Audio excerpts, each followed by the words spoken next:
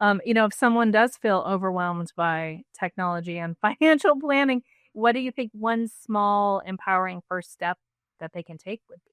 I love the idea of talking to an advisor, right? So everyone, especially here in Silicon Valley, they're all about DIY, but I feel like you become overwhelmed with the prospect of, oh, I'm going to research this, then I'm going to learn this, then I'm going to do that. And then oftentimes we don't do it versus picking up the phone or reaching out to someone like you or me to say, hey, I have a question, right? And that gets the ball rolling. I definitely see that also. I get the comment from business owners how they like to dabble in tech, and so therefore they build their own tech stack to their own detriment because they don't know what they don't know. And yeah, it's nice helping them fill in that gap and making it complete. That's what I enjoy. What advice could you give to women who want to feel more confident making financial or insurance decisions for themselves, their family, and their business?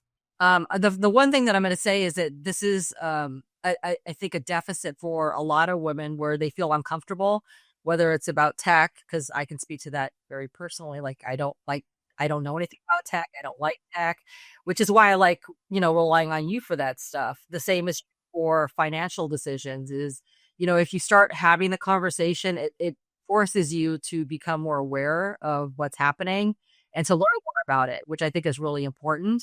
Uh, it's knowing exactly, how you're invested, what you're invested in, what your future plans are, what you do want to protect or don't want to protect for your family with insurance. I mean, these are all, I think, important considerations. Do you notice any difference between how women may approach their insurance planning compared to men? Agnostic. It's not gender agnostic, and I find that sort of interesting. So, the majority of the clients that I work with, and I've been in the business now for what, almost 30 years, the ones who typically talk about the asset protection tend to be men. So the ones who start the conversation tend to be men because they said, well, how do I pass as much of my wealth on to my children or, what have you? So they tend to initiate with, it's funny enough, but with long-term care kind of stuff and concerns about, oh, with healthcare and that women are the ones who will say, oh, how do we take care of this? Because, women by and large are the ones who are providing that care. So they want to say, so what happens to me?